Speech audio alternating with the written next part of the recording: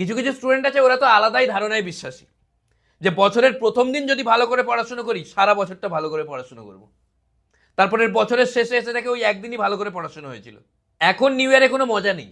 মজা তো হতো আগে, যখন দোকানে লাইন দিয়ে সবাই গ্রিটিংস কার্ড কিনতো, যে যার ক্রাশকে দিত, সেই লেভেলের কবিতা, রবীন্দ্রনাথ ঠাকুর লেভেলের কবিতা লিখে, ছোট এলাচ বড় এলাচের দানা, মধুমিতা ছাড়াই কার্ডটি খুলতে মানা, এরকম লেভেলের কবিতা।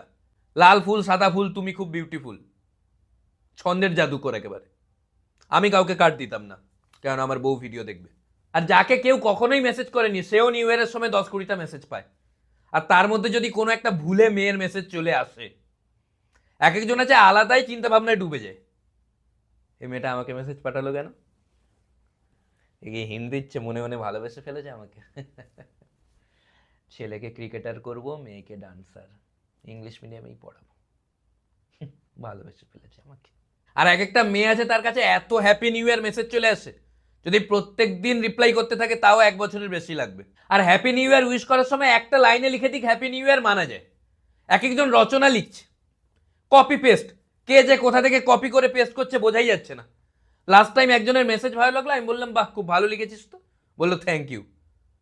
3 দিন পরে দেখি আরেকজন ওই একই মেসেজ পাঠিয়েছে, আমি বললাম এটা তো ও লিখেছে, বললো না এটা আমি লিখেছি।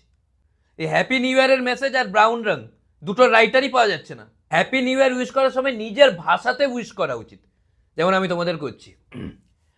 নতুন জীবন যেন আপনাকে সুখী ও সফল, নতুন জীবন, নতুন বছর যেন আপনাকে সুখী ও সফল জীবন প্রদান করে, এক নতুন সূর্য আপনার পথ আলোকিত করুক।